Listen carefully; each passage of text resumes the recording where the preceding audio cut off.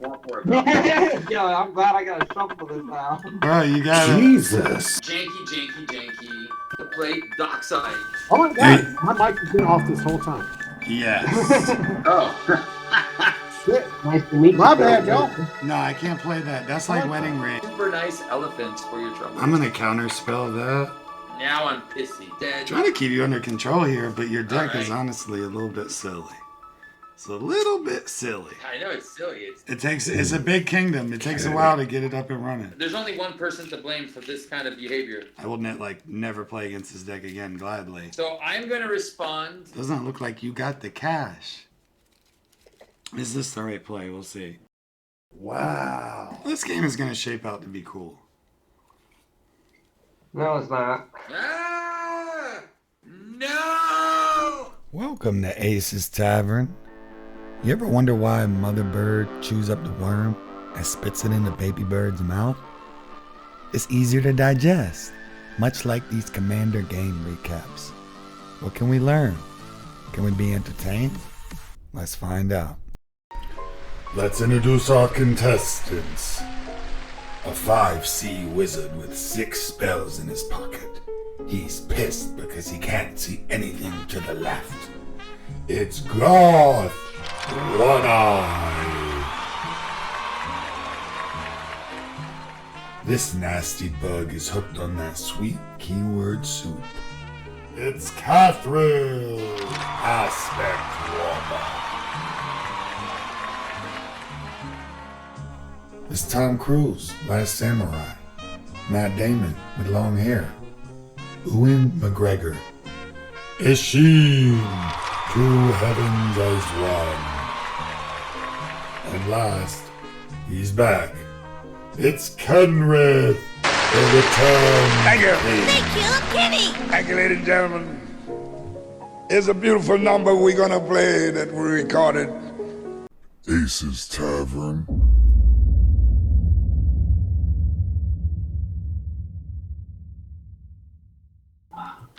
I don't see anybody drawing cards here. I know. It's a big kingdom. It takes a while to get it up and running.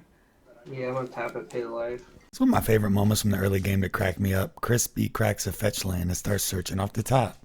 So I just gotta clean that out. I can use that. And boom, I'm ready to go. What are you looking for? Started a little bit. Is that a fetch land? Middle of the green. I'm looking for a swamp.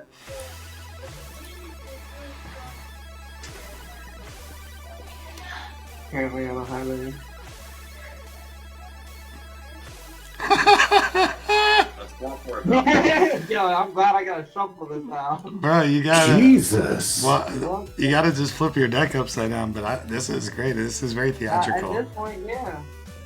Wow. Yeah, it's 5 color ETBs. It's some fun stuff. Janky. This game is gonna shape out to be cool. No, it's not. I'm just gonna tap my land. So we see Garth really start to become a problem here at the end of turn 5 with 11 lands in play. Land-based ramp continues to be the most powerful thing you can do in Commander, because everything else gets destroyed, but destroying lands is considered to be a faux pas in the format. I grew up playing against my brother, who had a land destruction deck, so when I started playing Commander and learned that destroying lands was frowned upon, I thought that was awesome. Who wants to have their lands destroyed? But people are just abusing this unwritten rule, and we all need to start destroying lands. I love newly released cards that are interfacing with this issue, like Deep Gnome Terramancer and Smuggler Share. But these cards are not at all punishing players who ramp in lands, rather just generating value off them. We all do need to play these cards, but as far as I'm concerned, destroying lands is no longer a faux pas. It's something that needs to be done more. Let's go ahead and jump to Garth's next turn on turn 6. Since there's so many artifacts and enchantments, might as well take advantage and spend 2 to play Dockside. I am going to spend 3, bring this down. I could have just flickered him and make another 10, but I figured why not? I'm going to play Yeah, I think Oh, yeah, it's. that's exactly what you heard.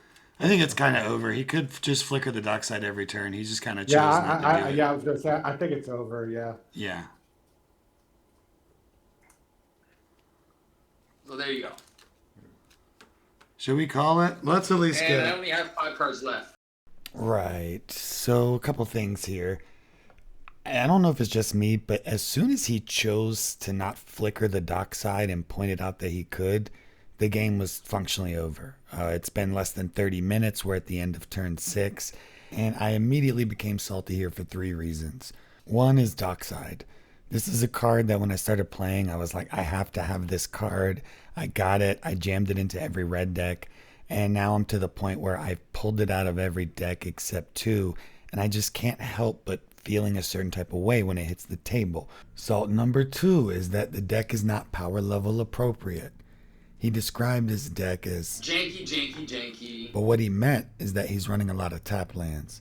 This power level issue is a big problem on Spell Table. I'll talk about it more at the end, but for now suffice it to say that this is the 7th time this has happened in the 12 games I've played this season. Salt number 3 is overt suboptimal play. When he says, well, I could blink Dockside, but I won't. The second I feel like I'm someone's food that they're playing with, I'm out. Just blink it and kill us so we can get another game in. Playing suboptimally for the good of the table is something that I do sometimes too, but it has to be done in the secrecy of your own hand so that you don't shatter the morale of the game. It's why in D&D the Dungeon Master doesn't roll his dice out in the open. The players can easily maintain this exciting feeling like everything is hanging in the balance of their actions and their input on the game. Alright, I'm gonna play Oh. Darkside.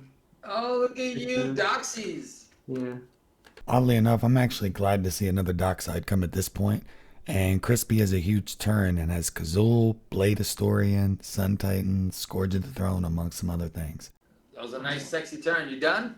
Yeah, I'm done. Elephant. So Terastrodon will come in, What does he do? and he will blow up 3 things. There you go. That's 3. You get 3 super nice elephants for your trouble. I'm gonna counterspell that. All right. Well, now that you countered my stuff, now I'm pissy. All right. -1 Aminatu. Let's bring back some treasures. How many? I'm gonna tap Faber or Elder, and I'm gonna target Dockside with Terror and destroy him. Yeah, he's dead. All right. So she dies. Dockside's dead. Trying to keep you under control here, but your deck is Alright. honestly a little bit silly. It's a little bit silly. I know it's silly. So I'm going to respond. So I will choose to exile this guy, this guy, this guy, this guy, this guy. Hello. Hello. Hello. All right. Triggers on the stack.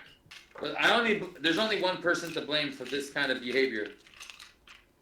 The guy who's making us draw 15 cards a turn. Well, I make everyone draw cards, so it depends on how kind of, Your I perspective guess on it's things. a little more important that you match up in terms of power level. 'Cause I don't necessarily think you do. But you've got one of those decks where you play against it and you're just like, oh god, I will never play against this deck again gladly. But I don't think it necessarily matters. I got a reflecting pool. We create a zombie here. I think we're pretty on par. I might have juicier creatures, but Well, no, I mean, I understand completely. It's very common. It happens a lot on Spell Table for people to think it's on par. So to swing at me with the dragon, you got to pay 2 colorless because of Ghostly Prison. Doesn't look like you got the cash. So yeah, Ghostly Prison saves my ass from what would have been 3 combat phases from Isshin, and then we will jump ahead to my turn at turn 9. Is this the right play? We'll see. Insurrection. Untap all creatures and gain control of them till the end of turn. They gain haste.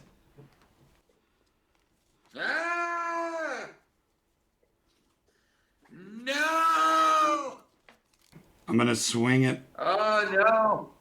That's a lot of damage. I'm gonna swing it all at you. Yeah, there's nothing I can do about it. Oh man, why couldn't I keep my homeward path? I will go for next time. Yeah, my deck might look a little bit over the top, but Honestly, I'm always annoyed against bouncing just because it does take a lot of time, and it also generates value in a way that's like a little bit, I wouldn't call it like fair magic, and I'm not hating on it. There's different ways to play, you know? yeah. Like, Lord knows I play Kodama and like play all these free permanents, and I can just feel that it doesn't feel good for the table, but I just have to do it. I love that deck, you know? So here Crispy gets 3 attack phases on me, dealing 46 damage and leaving me with 1 health. Luckily he didn't notice his Scourge of the Throne was supposed to get 2+1/+1 counters. It doesn't end up mattering, but I am shocked at the amount of episodes where there should be a game-winning turn, but there was a single missed trigger. Damn, none of this works. I'm going to play Prosperity for 20. So each player draws 19 cards. So the first 10, I'll play Omniscience. It's an enchantment that costs 10. So after playing Omniscience here, I have 31 cards in hand. And instead of dropping them all, I know I can win on my next turn. So I just dropped the 2 that I need, Platinum Empyrean and Platinum Angel. Cross my fingers. I'm gonna just play. I can play that, right? To clear the board. Oof, wait, show me the mana. I mean, you made me draw it. It was like the 17th card. Oh my god. That's game. So that's it. Time to introduce our game MVP. In a runner-up position is Armageddon. Boom. But it's fitting that the MVP and the card that truly won the game for Mardu is Ruinous Ultimatum. Now let's touch again on the power level problem, and I could write an essay on this, so I want to be brief. I know everyone says the answer is better Rule 0 conversations, but it just isn't enough. If you look at episode 10, we had an extensive Rule 0, and the guy ended up having a power level 9 deck and a power level 7 game.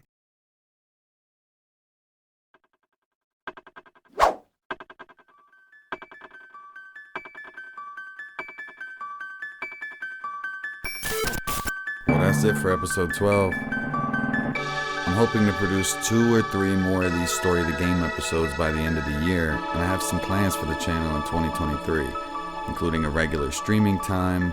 I want to do deck techs on all my 21 decks, start a podcast. I'm just excited to see where the future takes us.